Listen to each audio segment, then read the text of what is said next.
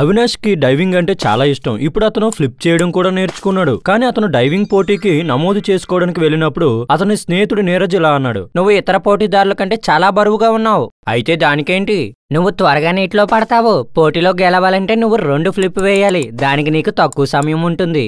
ఇది విన్న అవినాష్ చాలా నిరాశ చెందాడు. కాని కోచ్ కబీర్ వారిద్దరి మాటలను వింటున్నాడు. ఏయ్, మీ ఊహ పూర్తిగా తప్పు. ఏ ఎత్తు నుండి అయినా పడిపోవటానికి పట్టే సమయం వస్తువు ద్రవ్యరాశిపై కాదు, త్వరణంపై ఆధారపడి ఉంటుంది.